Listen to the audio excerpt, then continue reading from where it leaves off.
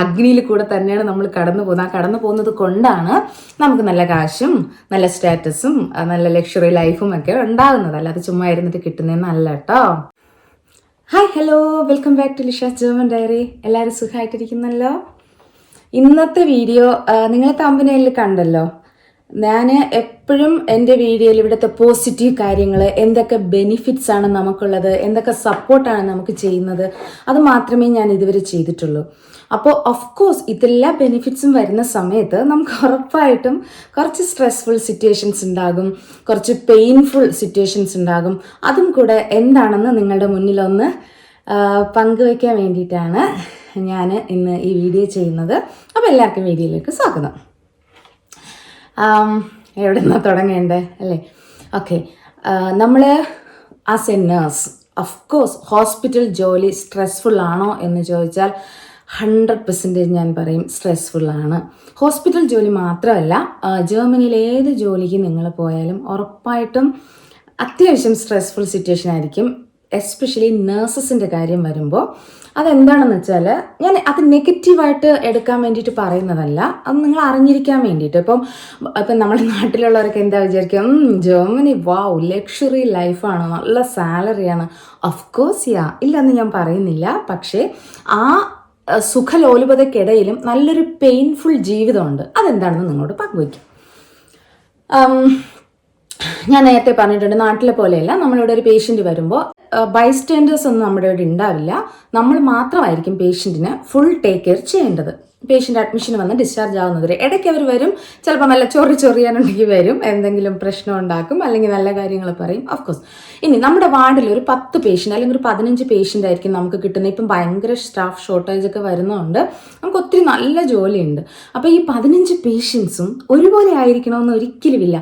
ചിലർ നല്ല calm and quiet ആയിരിക്കും, ചിലർ ഭയങ്കര ദേഷ്യക്കാരായിരിക്കും, ചിലർ ഡിപ്രഷനായിരിക്കും അസുഖങ്ങളൊക്കെ വന്നതിന് ശേഷം, ചിലർ ബെഡ് റിഡൻ പേഷ്യൻസ് ആയിരിക്കും, ബെഡ് മീൻസ് ഒരു വശം തളർന്നു പോയവരായിരിക്കാം. അപ്പോൾ ഈ 15 പേരെയും 15 ടൈപ്പ് ക്യാരക്ടറിൽ വരുന്നവരെ നമ്മൾ ഒറ്റയ്ക്ക് ഒരേ ലെവലിൽ മാനേജ് ചെയ്യുക. അത് നമ്മുടെ ഡ്യൂട്ടിയാണ്. നമ്മളൊരു മനുഷ്യരല്ലേ. അപ്പോൾ നമുക്ക് ഇതിൻ്റെതായ ഏറ്റക്കുറച്ചിലുകൾ ഉറപ്പായിട്ടുണ്ടാവും. ചില റൂമിൽ കയറുമ്പം നല്ല കൂളായിട്ട് അവർ ഭയങ്കര കാര്യം, ചിലത്ത് ഭയങ്കര ദേഷ്യമായിരിക്കും. നമ്മൾ കയറി ചെല്ലുമ്പോൾ തന്നെ അവർക്ക്, ഇപ്പോൾ ഇന്നലെ തന്നെ സംഭവിച്ചിരുന്നു. നമ്മളിപ്പോൾ ഒരു റൂമിൽ ഞാൻ കയറിയപ്പോൾ ഒരു പേഷ്യൻ്റ് ഫുള്ള് പെട്ടിട്ടൻ പേഷ്യൻ്റാണ്. ഹെഡ് ടു ഫുഡ് എന്ന് വേണമെങ്കിൽ പറയാം. ഫുള്ള് മലത്തിൽ കുളിച്ചൊരു വല്ലാത്തൊരവസ്ഥയിലായിരുന്നു. അപ്പോൾ അതിൻ്റേതായ ഒരു ദേഷ്യം, ഫ്രസ്ട്രേഷൻസ് ഒക്കെ അവർക്കുണ്ടാവും. എന്നാലും നമ്മൾ അതൊക്കെ ഇങ്ങനെ കൺട്രോൾ ചെയ്ത് അവരെ സമാധാനിപ്പിച്ച് നമ്മൾ ഫുള്ള് ക്ലീൻ ചെയ്ത്, അതായത് ഇവിടെ നേഴ്സ് തന്നെയാണ് ഫുള്ള് കാര്യം ചെയ്യേണ്ടത്. ഫുള്ള് ക്ലീൻ ചെയ്ത് പിന്നെ അവർക്കുള്ള മെഡിക്കേഷൻസ് കൊടുത്ത്. ഇപ്പം നമ്മൾ ഹോസ്പിറ്റലിൽ രാവിലെ ചെല്ലുന്നു, സത്യം പറഞ്ഞാൽ ചങ്കിടിപ്പോടെ പോകുന്നു. രാവിലെ ചെന്നിട്ട് ആദ്യം നമ്മൾ ചെയ്യേണ്ടത് ഹാൻഡ് ഓവർ എടുക്കും. ഹാൻഡ് ഓവർ എടുക്കുമ്പോൾ തന്നെ തലേ ദിവസം നമ്മൾ എന്തെങ്കിലും ചെയ്തതിൽ കാര്യങ്ങൾ എന്തെങ്കിലും വിട്ടുപോയിട്ടുണ്ടെങ്കിൽ, ഒരു ഷിഫ്റ്റിൽ തന്നെ നമുക്ക് ഒരുപാട് കാര്യങ്ങൾ ചെയ്ത് തീർക്കാനുണ്ട്. അതെന്താണെന്ന് ഞാൻ പറയാം. എന്തെങ്കിലും വിട്ടുപോയിട്ടുണ്ടെങ്കിൽ അതിൻ്റെ ചൊറിയായിരിക്കും ആദ്യം കിട്ടുന്നത്. ഓക്കെ, അതൊക്കെ നമ്മൾ ഓക്കെ ഞാൻ ചെയ്യാം, ഓക്കെ ഫൈൻ എന്നൊക്കെ പറഞ്ഞ് ചിലപ്പോൾ നമ്മൾ എക്സ്പ്ലനേഷൻസ് ഒക്കെ പറഞ്ഞ്, ഈ ഗ്രൂപ്പ് കൂടെയുള്ള സ്റ്റാഫ് എന്ന് പറഞ്ഞാൽ അവർ നന്നായിട്ട് ചൊറിയും. ആ ചൊറി മീൻസ് അവരുള്ള കാര്യം പെർഫെക്റ്റ് ആയിട്ട് മുഖത്ത് നോക്കി പറയും. അപ്പം നമ്മൾ അത് കഴിഞ്ഞിട്ട് ഹാൻഡ് ഓവർ എടുത്ത് കഴിഞ്ഞിട്ട് അത് മെഡിക്കേഷൻ റെഡിയാക്കണം. മെഡിക്കേഷൻസ് റെഡിയാക്കിയിട്ട് ബ്ലഡ് ഷുഗർ ലെവലൊക്കെ ചെക്ക് ചെയ്ത് പേഷ്യൻസിൻ്റെ എല്ലാ റൂമിലും പോയി അവരുടെ പ്രഭാത കാര്യങ്ങൾ മുഴുവൻ നമ്മൾ വേണം അസിസ്റ്റ് ചെയ്യാൻ. അതെല്ലാം ചെയ്ത് കഴിഞ്ഞ് അവരെ റെഡിയാക്കി അതൊക്കെ കഴിഞ്ഞതിന് ശേഷം മെഡിക്കേഷൻസ് ഒക്കെ കൊടുത്ത് അപ്പോഴത്തേനും ഒരു വണ്ടിയിൽ അവർക്കുള്ള ഫുഡ് വരും. ഈ ഫുഡ് ഓരോരുത്തരുടെയും പേരെഴുതിയായിരിക്കും വരുന്നത്. ഇവർക്കെല്ലാം ഫുഡും കൊടുത്ത് 9-9:30 മണിയൊക്കെ ആകുമ്പോഴത്തേനും പേഷ്യൻറ്റ് ഫുള്ള് കഴിഞ്ഞിരിക്കണം. അപ്പോൾ അതിനുശേഷമായിരിക്കും ചിലപ്പോൾ റൗണ്ട്സ് വരുന്നത്. അതിനുശേഷമായിരിക്കും ചിലപ്പോൾ തെറാപ്പിക്കുള്ള പേഷ്യൻസ് ഉണ്ടാവും. ഈ ന്യൂറോളജിക്ക് വരുമ്പോൾ തെറാപ്പിക്കുള്ള പേഷ്യൻസ് പോവും. ഇതൊക്കെ നമ്മൾ ഇതിനുള്ളിൽ റെഡി ആയിരിക്കണം. ഈ ഡ്യൂട്ടി നടന്നുകൊണ്ടിരിക്കുന്ന സമയത്തിനിടയ്ക്ക് തന്നെ ചിലപ്പോൾ നോട്ട് ഫുൾ സിറ്റുവേഷൻസ് വരാം, ഒരു എമർജൻസി സിറ്റുവേഷൻസ് വരാം. അത് ഫുള്ളും നമ്മൾ തന്നെയാണ് അറ്റൻഡ് ചെയ്യേണ്ടത്. അവിടെ ഡോക്ടേഴ്സോ ഒന്നും ഉണ്ടാവില്ല. നമ്മൾ അറ്റൻഡ് ചെയ്തിട്ട് നമ്മൾ വേണം ഡോക്ടേഴ്സിനെ ഇൻഫോം ചെയ്യാൻ. എന്നിട്ട് അതൊരു ചെറിയ പ്രോസസ്സല്ല. നമ്മൾ പെട്ടെന്ന് പോയി ഫസ്റ്റ് എയ്ഡ് മീൻസ് പെട്ടെന്ന് വൈറ്റൽസ് ചെക്ക് ചെയ്ത് സ്റ്റാർട്ട് ചെയ്യുന്ന ഇടയ്ക്ക് നമ്മളെ നോട്ട് ഫോൾ ടീം, എമർജൻസി ടീം ഇൻഫോം ചെയ്യണം, വാർഡ് ഡോക്ടറെ ഇൻഫോം ചെയ്യണം. ഇതിനിടയ്ക്ക് ടീമിനെ സെറ്റ് ചെയ്യണം. നമ്മൾ ഭയങ്കര നമ്മുടെ ഫസ്റ്റ് ഉറപ്പായിട്ട് അത് ബോഡി മാത്രമാണ് നമ്മുടെ ഈ ഫസ്റ്റ് ടേക്ക് കെയർ ചെയ്യുന്ന പേഷ്യൻ്റ്. ഇതിനിടയ്ക്ക് അപ്പോഴായിരിക്കും ഏതെങ്കിലും ഒരു പേഷ്യൻ്റ് വീഴുന്നു എന്ന് പറഞ്ഞു വരുന്നത്. ഇനി അതിൻ്റെ പുറകെ പോയിട്ട് പേഷ്യൻസിന് എന്തെങ്കിലും ഫെർലെസ് മീൻസ് എന്താ പറയുക ഇഞ്ചുറീസ് ഉണ്ടോ എന്ന് നോക്കണം. ഇനി അതിൻ്റെ ഒരു പ്രോട്ടോക്കോൾ ഉണ്ട്. ആ പ്രോട്ടോക്കോൾ അനുസരിച്ച് അതെല്ലാം വ്യക്തമായിട്ട് പേഷ്യൻറ്റിനെ നമ്മൾ എക്സാമിൻ ചെയ്ത് അതിൻ്റെ ഡീറ്റെയിൽസൊക്കെ നമ്മുടെ ഹെഡിന് അയച്ചു കൊടുക്കണം. അങ്ങനെ അതിൻ്റെ പുറകിലോടും ഈ ടെൻഷനിൽ നിൽക്കുമ്പോഴായിരിക്കും മറ്റൊരു പേഷ്യൻറ്റ് വന്നിട്ട്, ഇപ്പോൾ ചിലപ്പോൾ ഡിമെൻസ് എന്ന് പറഞ്ഞാൽ ഈ ഓർമ്മയില്ലാത്ത ന്യൂറോളജിയിലൊക്കെ ഓർമ്മയില്ലാത്ത പേഷ്യൻസൊക്കെ വരുമ്പോൾ അയ്യോ അവരൊക്കെ ആണെങ്കിൽ ചില സാധനങ്ങൾ മറ്റുള്ളവരുടെ പേഷ്യൻസിൻ്റെ റൂമിൽ പോയി എടുക്കും, അല്ലെങ്കിൽ ഈ അവരുടെ തന്നെ സാധനങ്ങൾ എവിടെയെങ്കിലും കൊണ്ട് കളഞ്ഞിട്ട് വരും. ഇതിൻ്റെ ഇടയ്ക്ക് ബൈസ്റ്റാൻഡേഴ്സ് വന്നിട്ട് നിങ്ങൾ എന്താ ഇവിടെ ഞങ്ങളുടെ പേഷ്യൻസിൻ്റെ ആ കാര്യങ്ങളും കൂടെ നോക്കാത്ത, അതെന്താ നിങ്ങൾ ചെയ്യാത്ത, ഇതെന്താ ചെയ്യാത്തതെന്ന് പറഞ്ഞിട്ട് അവരുടെ ടെൻഷൻസ് മുകളിൽ നമ്മൾ ചെയ്യണം. ഇതിനിടയ്ക്കായിരിക്കും മരിച്ചുകൊണ്ടിരിക്കുന്ന പേഷ്യൻസ് ഉണ്ടാവും. അപ്പോൾ അവരുടെ ബൈസ്റ്റാൻഡേഴ്സൊക്കെ വന്നിട്ട് ആ ഒരു മാനസികാവസ്ഥയിലായിരിക്കും. ആ മാനസികാവസ്ഥയിൽ നമ്മൾ അവരെ കൂളാക്കണം, നമ്മൾ അവർക്ക് സപ്പോർട്ട്, മെൻ്റൽ സപ്പോർട്ട് കൊടുക്കണം. ഈ ഏത് ലെവലിലുള്ളവർ വന്നാലും എല്ലാവരെയും നമ്മൾ ഹാൻഡിൽ ചെയ്യാൻ ബാധ്യസ്ഥരാണ്. നമുക്ക് ചിലപ്പോൾ ദേഷ്യം വരും, നമുക്ക് ചിലപ്പം അങ്ങ് ഈ ജീവിതം മീൻസ് ഈ ജോലി തന്നെ വേണ്ടാന്ന് വെച്ച് ഇറങ്ങി പോകാൻ തോന്നും. ഇനി വേറൊരു ഏറ്റവും നമുക്ക് സഹിക്കാൻ പറ്റാത്തൊരു കാര്യം എന്താണെന്ന് വെച്ചാൽ, നമ്മുടെ നാട് പോലെ വാർഡായിട്ടല്ല ഞാൻ വർക്ക് ചെയ്ത ഹോസ്പിറ്റൽസിൽ അങ്ങനെയല്ല. ഒരു റൂമിൽ ചിലപ്പോൾ ഒരു പേഷ്യൻസ് അല്ലെങ്കിൽ 2 ബെഡ് കാണും, അങ്ങനെയാണ്. അപ്പോൾ ചില പേഷ്യൻസ് ഇപ്പോൾ ലൂസ് മോഷനൊക്കെ വരുന്ന സമയത്ത്, ഇപ്പം ഉച്ച വരെയുള്ള സമയത്താണ് നമുക്കിവിടെ ക്ലീനിങ് ലേഡിയുടെ ടൈം വരുന്നത്. അപ്പോൾ ഉച്ചയ്ക്ക് ശേഷമുള്ള ടൈമിൽ ഇപ്പോൾ ഒരു പേഷ്യൻ്റ് അവിടെ ഇങ്ങനെ ബാത്റൂമിൽ പോകുന്നതിൻ്റെ ഇടയ്ക്ക് മലം പാസ് ചെയ്തു, അല്ലെങ്കിൽ അങ്ങനെ എന്തെങ്കിലും ഒരു ഇഷ്യൂ വന്നാൽ നമ്മളിതാണ് റെസ്പോൺസിബിലിറ്റി. നമ്മളത് ഫുള്ള്, ഞാൻ ടോയ്ലറ്റ് വരെ ക്ലീൻ ചെയ്തിട്ടുണ്ട്, അത് നമ്മൾ ചെയ്യണം. അത് ഞാൻ സത്യം പറഞ്ഞ ആദ്യത്തെ വർഷങ്ങളൊക്കെ ഞാൻ കരഞ്ഞിട്ടുണ്ട് ചില സമയത്ത്. ഇതാണോ ഇങ്ങനെയും നമ്മൾ ചെയ്യണം. പക്ഷേ നമുക്കത് സ്ട്രെസ്ഫുള്ളായിട്ട് തോന്നും. പക്ഷെ മറ്റൊരു വശത്ത് നമുക്കിപ്പോൾ ഒരു പ്രശ്നം വന്നാൽ, അല്ലെങ്കിൽ ഇവിടെ പേഷ്യൻസുമായിട്ട് ചില പേഷ്യൻസുമായിട്ട് നമ്മൾ ഇഷ്യൂസ് വരാം. അതൊക്കെ വരുന്ന സമയത്ത് നമ്മുടെ ഡിപ്പാർട്ട്മെൻറ്റൊക്കെ ഭയങ്കരമായിട്ട് സപ്പോർട്ട് ചെയ്യും. ഇപ്പം നമ്മുടെ ഭാഗത്ത് തെറ്റായപ്പോലെ നമ്മുടെ ഹെഡൊക്കെ വന്ന് സംസാരിച്ച് അതൊക്കെ പെർഫെക്റ്റ് ആയില്ല എന്ന് ഞാൻ പറയുന്നില്ല. പക്ഷെ പേഴ്സണലി നമുക്കുണ്ടാകുന്ന ഒരു സ്ട്രെസ് എന്ന് പറയുന്നത് ഈ 10-15 പേര് ഒന്നുപോലെ ഹാൻഡിൽ ചെയ്ത് കൊണ്ടുപോവുക. ഇതിനിടയ്ക്ക് നമ്മൾ ഇതിനിടയ്ക്ക് അഡ്മിഷൻസ് വരാം. ഈ അഡ്മിഷൻസ് വരുമ്പോൾ നിസാരമല്ല, ഫ്ലീഗ് അനാംനീസിയ എന്ന് പറയുന്ന ഒരു പ്രോസസ്സുണ്ട്. ഇവർ വന്നിട്ട് ഇവരുടെ ജാതകം മൊത്തം നമ്മൾ വേണം എഴുതിയെടുത്ത് എല്ലാം ക്ലിയർ ചെയ്ത് ഡോക്ടറിനെ അറിയിച്ച്, ഇതിനിടയ്ക്ക് ബ്ലഡ് ടെസ്റ്റ് വിടണം, ഇതിനിടയ്ക്ക് പേഷ്യൻസിന് മെഡിക്കേഷൻസ് സെൻഡ് ചെയ്യണം. അയ്യോ ഒന്നും പറയണ്ട, ECG എടുക്കണം. ഇനി ഒരു എമർജൻസി സിറ്റുവേഷനാണ് വരണമെങ്കിൽ നമ്മൾ തുടക്കം എന്ന് പറഞ്ഞാൽ ഞാൻ പറഞ്ഞല്ലോ അപ്പടപടെ അവരെ വിളിച്ചിട്ട് നമ്മൾ സ്റ്റാർട്ട് ചെയ്യേണ്ട പ്രോസസ്സ് എന്ന് പറഞ്ഞാൽ വെയിനിടാൻ ക്യാനിലേക്ക് മാക്സിമം ഡോക്ടേഴ്സാണ് ഇവിടെ ചെയ്യുന്നത്. അത് നമ്മുടെ ഡിപ്പാർട്ട്മെൻറ്റിൽ. പക്ഷേ ഇടാൻ പറ്റുന്ന നേഴ്സസ് ആണെങ്കിൽ നമ്മൾ തന്നെ ഇടും. അതിന് കുഴപ്പമില്ല എന്നല്ല, ഇവിടെ നമുക്കൊരു പേപ്പർ തനിയെ തരും. അപ്പോൾ ഒരുപാട് സ്ട്രെസ്സായിട്ട് അങ്ങനെ എടുക്കുന്നു എന്നല്ല, പക്ഷെ നമുക്ക് ചില സമയത്ത് ഇങ്ങനെ ഓടി ഓട്ടം മാത്രം കാണും. അത് മാത്രമല്ല എല്ലാ റൂമിലും ബെല്ല് വെച്ചിട്ടുണ്ട്, ബെൽ സിസ്റ്റം. അത് ഒരു എമർജൻസിക്ക് പേഷ്യൻറ്റിന് ബെല്ല് അടിക്കാൻ വേണ്ടിയിട്ടാണ്. പക്ഷെ ഇവർ എമർജൻസിക്ക് അല്ല അടിക്കുന്നത്, ചുമ്മാ ഒരു പേപ്പർ താഴെ വീണാലും ബെല്ലടിക്കും. നമ്മൾ പറഞ്ഞ അവിടെ എത്തുമ്പോഴായിരിക്കും സിസ്റ്ററെ ആ പേപ്പർ ഒന്ന് എടുത്ത് തരാമോ, എങ്ങനെ വരും. നമ്മളിവിടെ വലിയ തലവണ കാര്യത്തിൽ ചിലപ്പോൾ ഓക്സിജൻ സിലിണ്ടറൊക്കെ ഫിറ്റ് ചെയ്തുകൊണ്ടിരിക്കുമ്പോഴായിരിക്കും അവിടെ കിടന്ന് ബെല്ലടിക്കുന്നത്. പ്രശ്നം എന്താണെന്ന് വെച്ചാൽ, ഇപ്പോൾ ഈ ബെല്ല് ഒരു മിനിറ്റിൽ കൂടുതലായി കഴിഞ്ഞാൽ ഇത് അടുത്ത വാർഡിലോട്ട് പോകും. അടുത്ത വാർഡിലോട്ട് പോകുമ്പോൾ അവിടെ നിന്ന് വിളിക്കും. ഇപ്പോൾ എൻ്റെ ഡ്യൂട്ടി ആണെങ്കിൽ, ഹലോ ലിഷ, എന്താ അവിടെ ബെല്ല് അടിച്ചുകൊണ്ടിരിക്കുന്നല്ലോ, നിങ്ങൾ എന്താ പേഷ്യൻ്റ് അറ്റൻഡ് ചെയ്യാത്ത? അതടുത്ത തലവേദന. അപ്പം ഒരു എന്താ പറയുക, നമുക്ക് ചില സമയത്ത് ഇങ്ങനെ നിൽക്കാൻ പോലും തോന്നില്ല അവിടെ. പക്ഷേ ചില സമയത്ത് ഭയങ്കര റിലാക്സ്ഡ് ആയിരിക്കും കേട്ടോ. പ്രത്യേകിച്ച് വീക്കെൻഡൊക്കെ വരുന്ന സമയത്ത് മിക്ക പേഷ്യൻസും അവരുടെ വീടുകളിലൊക്കെ പോകുന്ന സിറ്റുവേഷൻസ് ഒക്കെ ഉണ്ട്. അപ്പോഴൊക്കെ ഭയങ്കര റിലാക്സ്ഡ് ആയിരിക്കും. പിന്നെ ഇനി ഒരു പേഷ്യൻ്റ് ഡെത്ത് ആയാൽ അത് ഭയങ്കര പ്രോസസ്സാണ് അവിടെ. നമ്മുടെ നാട് പോലെ പെട്ടെന്ന് ബൈസ്റ്റാൻഡേഴ്സ് ഓടി വന്ന് ഇവിടെ ഇരുന്ന് കുത്തിയിരുന്ന് കരയുക, ആ പരിപാടിയൊന്നും ഇവിടെ ഇല്ല.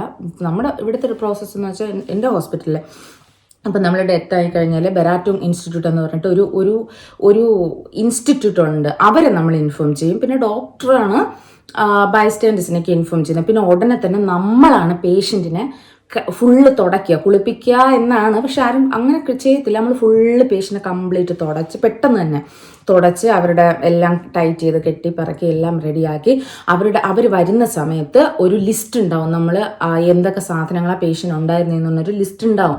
ആ ലിസ്റ്റ് നോക്കി പേഷ്യൻ്റ് അതേ സാധനങ്ങൾ അപ്പോഴും ഉണ്ടോ എന്ന് പറഞ്ഞാൽ അതൊക്കെ നമ്മൾ റെഡിയാക്കി പറക്കി എല്ലാം 4 മണിക്കൂർ കഴിഞ്ഞിട്ട് വേണം പേഷ്യൻറ്റിനെ ഇവിടെ ഷിഫ്റ്റ് ചെയ്യാൻ വേണ്ടിയിട്ട്. അതായത് ഈ 4 മണിക്കൂറിനുള്ളിൽ ചിലപ്പോൾ ജീവൻ തിരിച്ചു വരാം, പറയാൻ പറ്റത്തില്ലല്ലോ.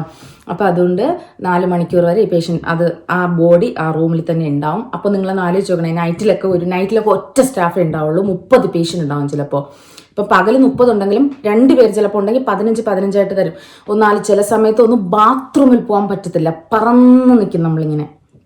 എന്നിട്ട് അരമണിക്കൂർ റെസ്റ്റ് ഉണ്ട്, ഇല്ലാന്നില്ല. പക്ഷേ ഈ അരമണിക്കൂർ ചിലപ്പോൾ റെസ്റ്റ് എടുക്കാൻ പറ്റിയെന്ന് വരില്ല. ചില സമയത്ത് അരമണിക്കൂറിന് പകരം 2 മണിക്കൂറും റെസ്റ്റ് കിട്ടാം. ഓക്കെ, അതില്ലാന്ന് ഞാൻ പറയുന്നില്ല, അതുണ്ട്. പക്ഷേ ഈ റെസ്റ്റ് ഇല്ലാതെ നിൽക്കുന്ന സമയത്തുണ്ടല്ലോ, നമ്മൾ ഭക്ഷണമില്ല, വെള്ളമില്ല, ഇതൊക്കെ നമ്മളങ്ങ് മറന്നു പോകും. കാരണം ഇവിടെ ഒരു കുഞ്ഞു കാര്യത്തിന് പോലും ഇവർ നേരെ വക്കീലിൻ്റെ അടുത്ത് പോകും. വക്കീലിൻ്റെ അടുത്ത് പോയിട്ട് വക്കീലിൻ്റെ പേപ്പറായിരിക്കും പിന്നെ നമുക്ക് വരുന്നത്. അതുകൊണ്ട് ഓരോ കുഞ്ഞു കാര്യങ്ങൾ, മൈന്യൂട്ട് കാര്യങ്ങൾ പോലും നമ്മൾ എല്ലാം ഡോക്യുമെൻറ്റേഷൻ ചെയ്ത് വളരെ പെർഫെക്റ്റ് ആയിട്ട് വേണം മുന്നോട്ട് പോകാൻ. അത് ഭയങ്കര ഇമ്പോർട്ടൻ്റ് ആയിട്ടുള്ളൊരു കാര്യമാണ്. കാരണം ഏതെങ്കിലും പേഷ്യൻ്റ് കംപ്ലയിൻറ്റ് ചെയ്യത്തില്ല. ഈ ബൈസ്റ്റാൻഡേഴ്സ് ആഴ്ചയ്ക്ക് ഒരിക്കലൊക്കെ വന്നിട്ട് അവരൊരു കുറ്റം ഇങ്ങനെ കണ്ടുപിടിക്കാൻ നിൽക്കുന്ന രീതിയിലായിരിക്കും വരുന്നത്. അത് നിങ്ങളത് ചെയ്തായിരുന്നു, ഇത് ചെയ്തു. കാരണം അവർക്കും ഒരു സ്ട്രെസ്സാണ്. ഇങ്ങനെ വീട്ടിൽ ഒരാൾ വയ്യാതെ കിടക്കുമല്ലേ, അതിൻ്റെ സ്ട്രെസ് ഉറപ്പായിട്ട് നമ്മളത് മനസ്സിലാക്കണം. പക്ഷെ നമ്മളൊരു മനുഷ്യനാണെന്ന് അവരും മനസ്സിലാക്കണം. പക്ഷെ അതവർ ചെയ്യത്തില്ലല്ലോ, എല്ലാവരും ഒന്നുപോലെ ആവണമെന്നില്ല. അപ്പോൾ ഇനി വേറൊരു പ്രധാനപ്പെട്ട കാര്യം, ഈ എല്ലാ സ്ട്രെസ്സും ചില സമയത്ത് ഈ 10 എണ്ണത്തിൻ്റെ സ്ട്രെസ്സും എല്ലാം കഴിഞ്ഞ് ഭ്രാന്തളവി പുറത്തിറങ്ങുമ്പോഴായിരിക്കും ചിലപ്പോൾ വീട്ടിൽ നിന്നോ നാട്ടിൽ നിന്നോ ഒക്കെ കോള് വരുന്നത്. ഈ സ്ട്രെസ് എവിടെ കൊണ്ടുപോയി ഒന്ന് തട്ടാമെന്ന് വിചാരിച്ചിരിക്കും. അങ്ങനെ പുറത്തിറങ്ങുന്ന സമയത്ത് അപ്പോഴായിരിക്കും നമുക്ക് വരുന്ന കൊണ്ട് നമുക്ക് ഭയങ്കര ദേഷ്യം വരില്ല. ആ ഒരു രീതിയിലായിരിക്കും ചിലപ്പോൾ നമ്മൾ റിയാക്ട് ചെയ്യുന്നത്. അപ്പം നമ്മുടെ ഓപ്പോസിറ്റുള്ള ആൾ എന്താ വിചാരിക്കുക, അവർക്ക് അവിടെ പോയതിൻ്റെ അഹങ്കാരമാണ്, അതെന്താ അങ്ങനെ ഇങ്ങനെ. എന്നുവെച്ചാൽ എൻ്റെ കൂടെ 2-3 പേര് എനിക്ക് നല്ല എക്സ്പീരിയൻസ് ഉണ്ട്, അവർ പറഞ്ഞിട്ടുണ്ട് ഇങ്ങനെ. പക്ഷേ അവരൊക്കെ വിചാരിക്കുന്നത് നമ്മൾ ജർമ്മനിയിൽ അടിച്ച് പൊളിച്ചൊക്കെ ജീവിക്കുവാണ്, സാലറിയാണ് ഭയങ്കര ലക്ഷ്യം. ഓഫ് കോഴ്സ് ഇല്ലയെന്ന് പറയുന്നില്ല, സാലറി നല്ല സാലറി വാങ്ങുന്ന സമയത്ത് ഹാപ്പിയാണ്, ലക്ഷങ്ങളാണ്, ഇല്ലയെന്ന് പറയുന്നില്ല. പക്ഷെ അതിനപ്പുറത്തൊരു പെയിൻഫുൾ ലൈഫുണ്ട്, നമുക്കൊരു മെൻ്റൽ ഹെൽത്ത് ഉണ്ട്.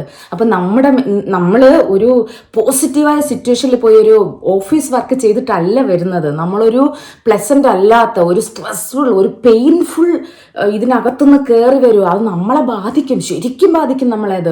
നമ്മുടെ കൂടെ ഉള്ളവർ കരച്ചില്ല, ചില സമയത്ത് പേഷ്യൻസ് ഇങ്ങനെ വാവിട്ട് കരയും. അത് കേട്ട് നമുക്ക്, എനിക്കാണെങ്കിൽ ചില സമയത്ത് ഭയങ്കരമായിട്ട് സ്ട്രെസ്സ് വരുന്നതെന്ന് വെച്ചാൽ ഈ കരയുന്നത്, പേഷ്യൻസ് ഉറച്ച് കരയും ചില പേഷ്യൻസ്. അപ്പോൾ അത് കേൾക്കുമ്പോൾ നമുക്ക് എന്തോ സ്ട്രെസ്സാണെന്നറിയോ, എനിക്ക് ഇഷ്ടമില്ല അങ്ങനെ കരച്ചിൽ കേൾക്കുന്നത്. അപ്പോൾ ഇതൊക്കെ കൊണ്ടിട്ടായിരിക്കും പുറത്തിറങ്ങുന്ന സമയത്ത് ഇങ്ങനെ എന്താ പറയുക, ചിലപ്പോൾ അവരോട് നമുക്ക് ദേഷ്യപ്പെടേണ്ടി വരും. അപ്പം നിങ്ങളൊക്കെ അത് മനസ്സിലാക്കണം. അത് നമ്മൾ ഒരിക്കലും നിങ്ങളോടുള്ള എന്താ പറയുക ഭയങ്കര അഹങ്കാരം കൊണ്ടോ ഒന്നും അല്ല. അത് എന്ന് പറയുന്നത് നമ്മുടെ ആ സിറ്റുവേഷൻ അങ്ങനെയാണ്, മനുഷ്യരല്ലേ. എന്നിട്ട് അപ്പം ഈ കുട്ടി ഇങ്ങനെ പറഞ്ഞു, അപ്പം നാട്ടിൽ നിന്നൊക്കെ വിളിക്കുമ്പോൾ ചിലപ്പോൾ ഞാൻ ദേഷ്യപ്പെടേണ്ടി വരും. അപ്പോൾ അവർ പറയുന്നത് എനിക്ക് അഹങ്കാരമാണ്, അങ്ങനെയാണ് ഇങ്ങനെയാണെന്നൊക്കെ പറയാറുണ്ട് ലിഷ. പക്ഷെ എന്ത് ചെയ്യാൻ പറ്റും, നമ്മുടെ സ്ട്രെസ്സിനനുസരിച്ച് വേറൊന്നും ചെയ്യാൻ നിവൃത്തിയില്ല. അറിയാതെ അങ്ങ് റിയാക്ട് ചെയ്തു പോകുന്നതാ. പക്ഷെ അതൊന്നും ആർക്കും മനസ്സിലാവണമെന്നില്ല. നമുക്കൊരു മെൻ്റൽ ഹെൽത്ത് ഉണ്ട്, അതും നമ്മൾ ബാലൻസ് ചെയ്ത് കൊണ്ടുപോകണം. അതുമാത്രമല്ല, ഈ നമ്മുടെ മെൻ്റൽ ഹെൽത്ത് മോശമാകുന്നത് ആരും ചോദിക്കില്ല, നീ ഓക്കെ ആണോ, അല്ലെങ്കിൽ നമ്മുടെ ക്യാരക്ടർ ഒന്ന് ചേഞ്ച് ആകുമ്പോൾ പോലും ആരും ചോദിക്കില്ല, എന്ത് പറ്റി, നിനക്ക് എന്തെങ്കിലും പ്രശ്നമുണ്ടോ, വിഷമമുണ്ടോ, ആരും ചോദിക്കില്ല. അൺലെസ് അത് വേറൊരു ലെവലിലോട്ട് പോയി ഭയങ്കര ഒരു ദേഷ്യത്തിലോട്ട് മാറി, അല്ലെങ്കിൽ നമുക്കുണ്ടാകുന്ന ആ ഡിപ്രഷൻ എല്ലാം കൂടെ അങ്ങോട്ട് പുറത്ത് വരുന്നത് വരെ ആരും ചോദിക്കില്ല. പക്ഷെ പുറത്ത് വന്ന് കഴിയുമ്പോൾ എല്ലാവർക്കും അവൾ അഹങ്കാരിയായി, അവൾക്ക് അവിടെ പോയി എൻ്റെ പണത്തിൻ്റെ അഹങ്കാരമായി, അല്ലെങ്കിൽ എന്താ പറയുക വൃത്തികെട്ട സ്വഭാവമാണ്, അങ്ങനെയൊക്കെ പറഞ്ഞ് അങ്ങനെ എഴുതി തള്ളുന്നതിന് മുന്നേ നമ്മൾ അനുഭവിക്കുന്ന ആ ഒരു സ്ട്രെസ്സും കൂടെ നിങ്ങളൊന്ന് മനസ്സിലാക്കണം. അങ്ങനെ ഒരു വലിയ സ്ട്രെസ്ഫുള്ളിൽ നിന്നാണ് ഇത്രയും പൈസ പുറത്ത് വരുന്നത്. അപ്പം ഞാൻ ചിന്തിച്ചിട്ടുണ്ട്, എന്തുകൊണ്ട് ഇന്ത്യക്ക് നമുക്ക് കുറച്ചുകൂടെ കാശ് തന്നൂടെ, അങ്ങനെയാണെങ്കിൽ നമുക്കിങ്ങനെ അന്യരാജ്യത്ത് വന്ന് കഷ്ടപ്പെടേണ്ട ആവശ്യമില്ലല്ലോ. പിന്നെ ഒരു കാര്യം, ഒരു 30 ദിവസം ഡ്യൂട്ടി ഉണ്ടെങ്കിൽ നമുക്ക് 100% ജോലി ചെയ്യുന്നവരാണെങ്കിൽ 20 ദിവസമൊക്കെ ചെയ്താൽ മതി. പക്ഷെ അതിൽ കാര്യമില്ല. ഈ 10 ദിവസം എന്ന് പറഞ്ഞാൽ ഒരുമിച്ച് കിട്ടത്തില്ല. ഒരു 5 ദിവസം ഡ്യൂട്ടി ചെയ്തിട്ട് 2 ദിവസം ലീവ് കിട്ടിയാൽ ഈ 5 ദിവസത്തെ ക്ഷീണം ചിലപ്പോൾ ഈ 2 ദിവസമായിരിക്കും തീർക്കുന്നത് നമ്മൾ. അങ്ങനെ അപ്പം മെന്റൽ ഹെൽത്തിന്റെ കാര്യം ഞാൻ പറഞ്ഞു കഴിഞ്ഞു. പിന്നെ ഇതിനപ്പുറത്ത് നമുക്കൊരു ഫാമിലി ലൈഫ് ഉണ്ട്. ഓഫ് കോഴ്സ് ഫാമിലി, മക്കളെ, ഹസ്ബൻഡ് എല്ലാവരും ഒരുമിച്ചിരിക്കുന്നത് ഭയങ്കര ഹാപ്പിയായ കാര്യം തന്നെയാണ്. പക്ഷേ ഈ സ്ട്രെസ്സും കഴിഞ്ഞിട്ട് നമ്മൾ വീട്ടിൽ പോയിട്ട് വീട്ടിലെ കാര്യങ്ങൾ നോക്കണം, പിള്ളേരുടെ കാര്യങ്ങൾ നോക്കണം, ഭക്ഷണത്തിന്റെ കാര്യങ്ങൾ നോക്കണം. പിന്നെ വന്ന് നോക്കുമ്പോൾ ഒരു 100,000 ലെറ്റർ കാണും. എല്ലാം നമ്മൾ ഒന്നൊന്നായിട്ട് ആൻസർ ചെയ്യണം. ചിലപ്പോൾ ചില ലെറ്ററുകളൊക്കെ നമ്മൾ താമസിച്ച് ആൻസർ ചെയ്യുവാണെങ്കിൽ നമുക്ക് ഫൈൻ വരാം. അങ്ങനത്തെ ഒരുപാട് പ്രശ്നം. അപ്പം നമുക്ക് എല്ലാ സ്ട്രെസ്സും കൂടെ വരുമ്പോൾ ചില സമയത്ത് അതുകൊണ്ടാണ് ഇവര് 1.5 മാസം പെയ്ഡ് വെക്കേഷനൊക്കെ തരുന്നുണ്ട്. ഈ വെക്കേഷന് എവിടെയെങ്കിലും ഓടിപ്പോവാൻ തോന്നും, എവിടെയെങ്കിലും. അപ്പം ജർമ്മൻസ് അതുകൊണ്ടാണ് വെക്കേഷൻ ഇത്രയും പ്രാധാന്യം കൊടുക്കുന്നത്. അവർ എവിടെയെങ്കിലും ഓടിപ്പോവാൻ തോന്നും. നമുക്ക് സ്ട്രെസ്സാണെന്ന് പറഞ്ഞാൽ നമുക്ക് ഡോക്ടറെ അടുത്ത് പോയിട്ട് ഡോക്ടറെ എനിക്ക് ഭയങ്കര സ്ട്രെസ് ആണ്, എനിക്ക് കുറച്ച് ലീവ് വേണമെന്ന് പറഞ്ഞാൽ അങ്ങനെയൊക്കെയുള്ള ഓപ്ഷൻ ഉണ്ട്. നമ്മളെ അവർ സപ്പോർട്ട് ചെയ്യുന്നുണ്ട്. ഡോക്ടറുടെ പെർമിഷനോടുകൂടെ ഓക്കെ കുറച്ച് ദിവസം റെസ്റ്റ് വേണം എന്നുണ്ടെങ്കിൽ അത് ഉറപ്പായിട്ടും നമുക്ക് ഉണ്ടാവും. അതിനൊക്കെ പ്രശ്നമില്ല കേട്ടോ, അതിനൊക്കെ പെർഫെക്റ്റാണ്, അത് ഇല്ലയെന്ന് ഞാൻ പറയുന്നില്ല. ഇതിനൊക്കെ ഇടയിലും ഇങ്ങനൊരു സ്ട്രെസ്ഫുൾ സിറ്റുവേഷൻ ഉണ്ട് കേട്ടോ. അല്ലാതെ ഭയങ്കര ലക്ഷറിയാണ്, ഭയങ്കര സൂപ്പർ ഹാപ്പിയാണ്, അങ്ങനെ അല്ല. അതുകൊണ്ട് ഇനിയെങ്കിലും ഇനി വരുന്ന കാലങ്ങളെങ്കിലും നമ്മുടെ ഇന്ത്യൻ ഗവൺമെൻറ്റിന് കുറച്ചുകൂടി സാലറി കൊടുത്ത് നമ്മളെ പോലുള്ളവരെ അവിടെ നിർത്താനുള്ള ഒരു ബേസിക്സ് നമ്മുടെ രാജ്യത്തിന് കിട്ടട്ടെ. കാരണം അന്യരാജ്യം എന്ന് പറയുമ്പോൾ അന്യരാജ്യം തന്നെയാണ്. കാരണം അത് നമ്മുടെ നാട്ടിൽ ഒന്നും വേണ്ട, ആ ഒരു കുഞ്ഞു തട്ടുകടയിൽ നിന്ന് ചായ കുടിക്കുന്ന ഒരു സുഖമുണ്ടല്ലോ, അതിവിടെ ഒരു ലക്ഷറി ഹോട്ടലിലോ ഒരു ലക്ഷറി വലിയ റെസ്റ്റോറൻറ്റുകളിലോ പോയാൽ നമുക്ക് കിട്ടില്ല, ഒരിക്കലും കിട്ടില്ല.